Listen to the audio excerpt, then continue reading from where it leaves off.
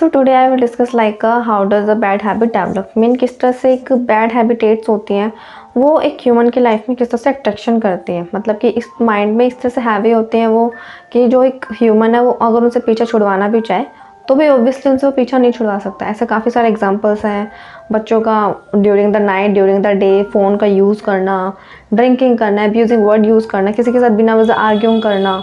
ये सब क्या होता है एक तरह से बैड एडिकेट्स होते हैं कि अगर किसी को एक तरह से बुरी लत लग भी जाती है तो भी अगर कोई पर्सन चाहे कि भाई मेरे से ये लत छूट जाए तो भी इतनी इजीली वो नहीं छूट सकते। आफ्टर कुछ टाइम बाद वो छूट जाए, लेकिन अगर हम उसको सोचेंगे कि भाई वो जल्दी से छूट जाए तो भी वो छूट नहीं पाती। सो बेसिकली उसमें से एक सबसे बड़ी हैबिट है, जो बैड हैबिट है, वो है डिपेंड होना, कि किस तरह से हम दूसरों के ऊपर बिल्कुल फुल्ली डिपेंड हो जाते हैं। And the second thing is my मामा ऑलवेज सेज दैट कि you have become a self reliant. So इतना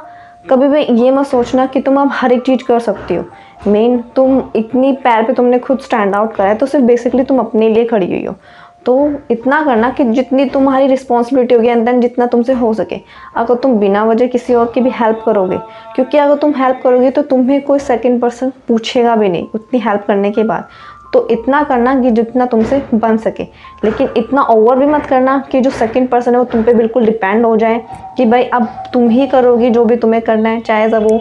जॉब से रिलेटेड हो या फिर वो तुम्हारे करियर से रिलेटेड हो, चाहे वो तुम्हारी मनी मेकिंग से रिलेटेड हो। तो इतना कभी भी मत करना लाइफ में कि भाई जो सेकंड पर्सन है वो तुम पे फुल्ली डिपेंड हो जाए, क्योंकि जो सामने वाला पर्सन है वो हमेशा इस तरह से रहेगा मुंह खोलकर तुम्हारे सामने कि अब तुम्हें ही करना पड़ेगा एंड देन तुम्हारे पास कोई चारा भी नहीं रहेगा बिना कुछ करे। सो बेसिकली लाइफ में किसी के ऊपर डिपेंड नहीं होना चाहिए, क्योंकि आप इतना डिपेंड हो गए।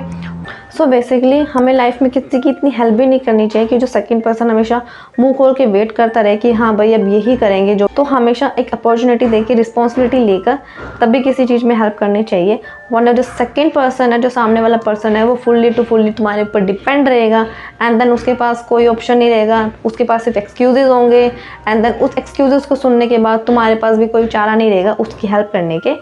बजाय। सो बेसिकली हमें किसी की इतनी ज़्यादा हेल्प करनी भी नहीं चाहिए। अगर करनी भी चाहिए तो सिर्फ लिमिटेशन में करनी चाहिए कि भाई सेकंड पर्सन का जो टारगेट है वो किस ब्याह से है, क्योंकि आप खुद उसको एक तरह से बैड हैबिटेट के पास लेकर जा रहे हो, क्योंकि जो उसकी लत है वो इस तरह से डेवलप हो रही है हर एक चीज़ में कि वो अपने जो गुड हैबिटेट्स है उसको भूल रहा है एंड देन वो किस तरह से अपनी जो बैड हैबिटेट है उसको डेवलप कर रहा है एक लेजीनेस की तरह पूरा डिपेंड है सेकंड पर्सन के ऊपर। सो हमें लाइफ में इतनी किसी की भी हेल्प नहीं करनी चाहिए।